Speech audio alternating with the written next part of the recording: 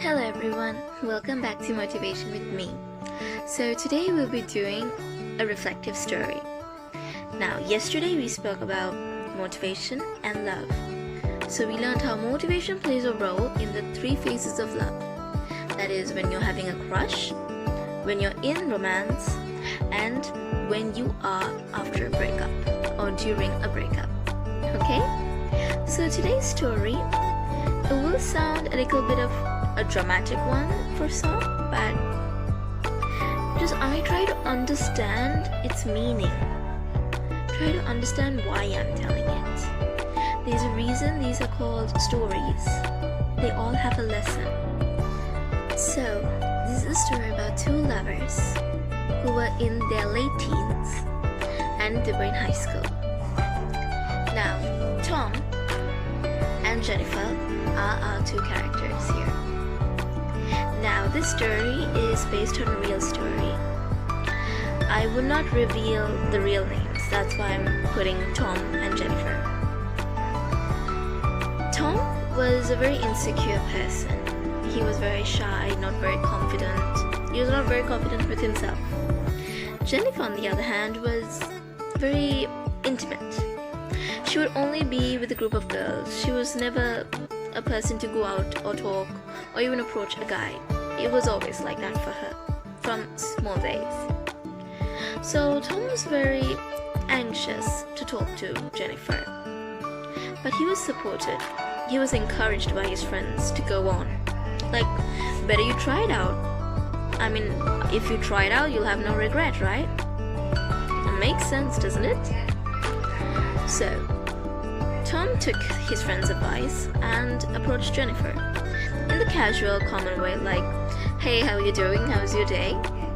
Jennifer also responded back, but she was like very tensed inside. I mean, it was the first time a guy's talking to her, and it's the first time she's talking to a guy.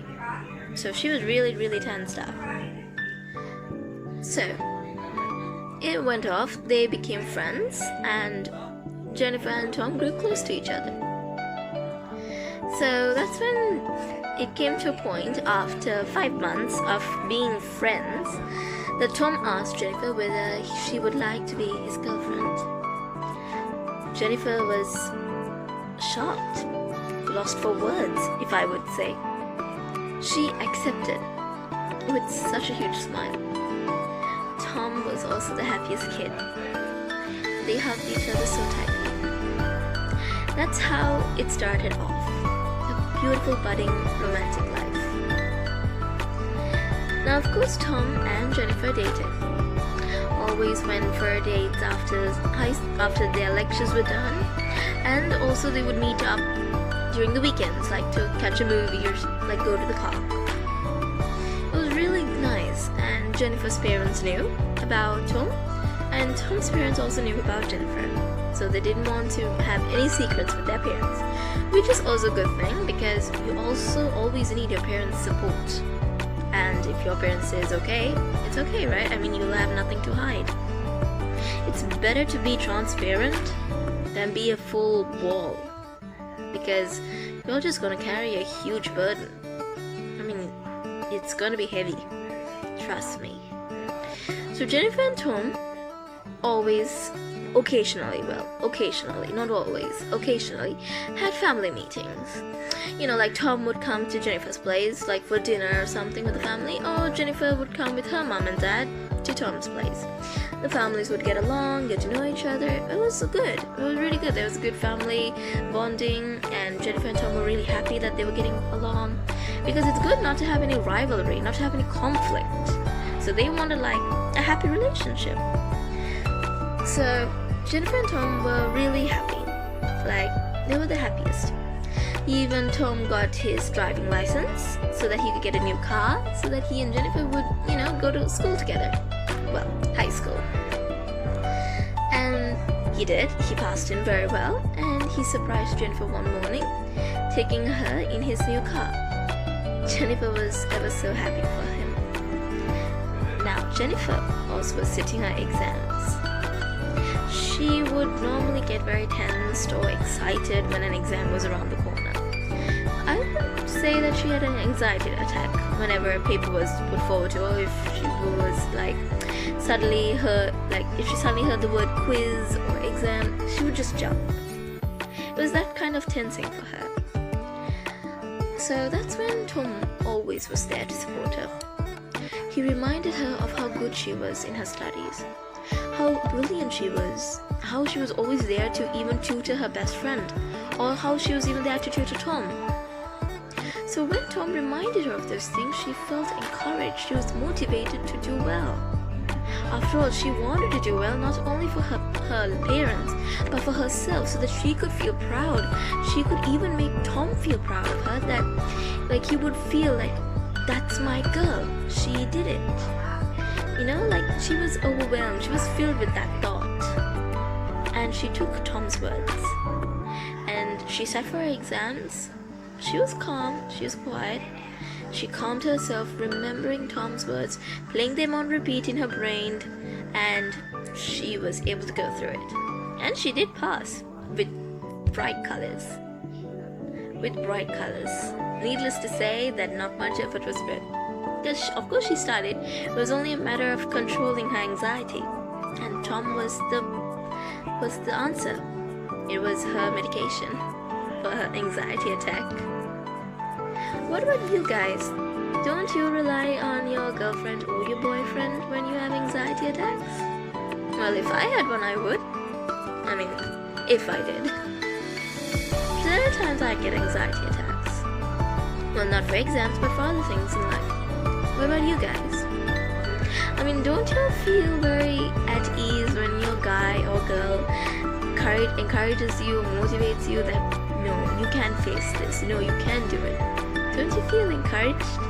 It's a good feeling, isn't it? Like you feel like, wow, I am protected, I am loved so much that my guy or my girl just keeps on motivating me, tells me about my strengths.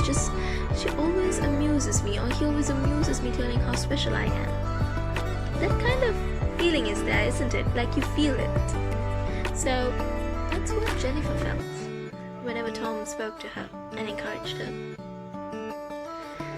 However, in any love story, there's always a tragedy, right? So one day, Tom's parents and Jennifer's parents had a small conflict with each other.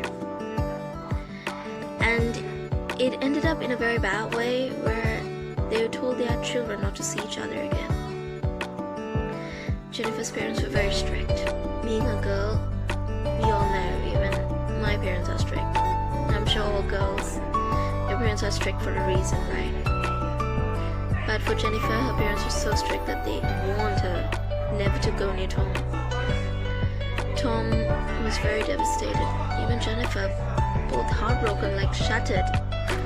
Like, why? We were just getting better. We were in love. We are in love. Why are they doing it to us? That was the question going on in them. But Jennifer was so humble and respectful of her parents that she did what they asked her to do. Tom, on the other hand, wasn't. I mean, boys are very rarely obedient. Tom wasn't obedient just not because he didn't love his parents, but because he loved Jennifer. He wanted her in her life.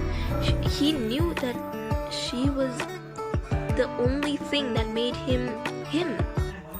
She was the only one that made him feel himself. He had no doubt when she was there. Jennifer, well, she had to grow up like within just a few minutes, and she accepted it. Tom tried to approach her at school the next day, but Jennifer didn't even turn. He kept trying and trying continuously, endlessly. He kept trying to get her attention, but she didn't. He kept trying the next day. She didn't. He kept on going for 2 months. She didn't. She didn't even give him a look, not even turn to look at him. It really broke him. That's when he fell down into depression. He was heartbroken, but in a much more, well, I would say advanced way, but I would think the correct word here I would use in a very unfortunate way. His body, his mind were shutting down because he lost the one person he actually loved. I mean, that when you lose someone you love so much, you enter a phase where you yourself feel your body shutting down, your mind shutting down. Like you don't want to think anything, you don't want to do anything. You just want to like be in bed, or you just want to sleep. You don't want to care about the world. Tom was in that position. One day, he went to do an overdramatic thing. He went to his back garden and drank kerosene oil. And he had a letter scrunched in his hand while he was drinking it. His father saw it through the window, and he saw how Tom fainted to the ground, and he screamed at the top of his lungs for his wife to come rushing to the garden to help their son recover, to take him to the hospital. And there being at the emergency unit, the doctors quickly told his parents that he needed to go and get immediate operation to get that poison out of his body. They need to vacuum his body, clean it. His parents, his mother was so heartbroken that she broke down to the hospital floor crying. His father was also devastated to see his son in this state just because of a conflict. That's when his mother decided to call Jennifer. She told her what happened. Jennifer did not hesitate. She ran out of her house immediately to the hospital. And her parents were wondering why. We told you to stay away. When she told them what happened before she left, they were speechless. They were really speechless. They didn't know what to think. She ran out of the house and they didn't even stop her. But they followed her later on. Tom's mother looked up at Jennifer and gave her the hugest hug because she was so sad, she was so scared that her son will not make it. But then Jennifer's parents came in, and they too also embraced one another, apologizing warm-heartedly for their selfishness. Well, they both took turns in apologizing. That's when the doctor came out of the operating theater, and with good news, he told them, "We were able to take out all the poison. Your son is safe." Those words were more than enough for his parents to just be happy and just be relieved. Jennifer asked the doctor whether she could still see him. The doctor, however, said that he was resting, but that she could be with him in his room. Her parents agreed, and they took Tom to his room, and Jennifer followed. When Jennifer got there, she sat beside him. Tom was still sleeping. She noticed, and she held his hand. She noticed that his hand was crunched tightly. It was very crunched tightly. She tried to open it, and she saw that paper was there. It was a love letter to Jennifer. It told how much Tom loved her so much and how he was incomplete without her. He felt like she was the only one for him, and he told, "If I don't have you, then there is no point in me living." That's why he drank the kerosene oil. If he didn't have Jennifer, he did not see any point living his life. He did not see the worth of it. He did not even understand what life was, even if she wasn't there in his life, because apparently during their time as lovers, they understood each other and they understood themselves in a much better way, in a way that they never understood before meeting. That's what Tom told Jennifer in his letter, that after he met her, he realized many things about himself that Jennifer uncovered. And then it was that time that Jennifer understood that Tom did the same for her. He rescued her a lot, and she rescued him. It doesn't have to be only during times of trouble, like I always say. It has to be even during times of happiness. Even when you're happy, there is someone causing that happiness, right? I mean, you just don't get happy for like nothing. I mean, you get happy when you have someone with you, someone who treasures your existence, someone who cherishes you being with them. So when Jennifer understood, she was so lost for words because her heart was broken down, and again it was fixed back thanks to Tom's letter. Now it was only a matter of time for her to fix his heart. It took a while, but Tom woke up from his deep sleep. He felt a lot of pain, he was very dizzy, but then he felt he was holding someone's hand. He immediately knew it was Jennifer's because she only had one-of-a-kind touch. I mean, won't you guys agree? You will recognize your girl's own hands, won't you? I mean, just from a single touch. Jennifer leaned down to him and kissed his forehead. She broke down to tears and cried on his shoulder and said that she was so sorry that she made him undergo all this pain alone. Tom said, "It's okay." Then Tom asked, "Do you still love me?" That's when Jennifer made him the happiest man on earth, saying that she does with all her heart. Of course, she loved Tom. She just didn't want to disobey her parents. That was it. Boys, understand, when a girl is faced with difficulties with parents especially, she's not doing it on purpose to hurt you. She has to value her family first because they are the ones who brought her up. So she has a duty to respect them first. She has a duty to be responsible for them at a point in time because they are the ones who raised her, who brought her up, who molded her, who groomed her. So do not get heartbroken, or do not get angry, or do not get sad when your girl finds it difficult to obey your instructions or your wishes. Do not command, do not demand. Remember that. Do not command, do not demand. From anyone. It doesn't have to be your girlfriend or your boyfriend. Now, Tom was recovering. He was getting better. And soon he was able to now regain his balance and walk up and down. And they started dating again. And one day, Tom popped the magical question whether Jennifer would marry him. No hesitation there. She said yes. Both their families were happy. And now they are with 2 beautiful kids. And they are still in love with each other. And they remember that through their past. See, we call it a past because it contains a lesson in life. It contains a valuable lesson that you carry on throughout your life. So because Tom remembered how much he loved Jennifer and how he's nothing without Jennifer. And Jennifer also learned that she was nothing without him because he saved her. After all, he was the first boy to ever speak to her or even approach her. I mean, like, that's very special, isn't it?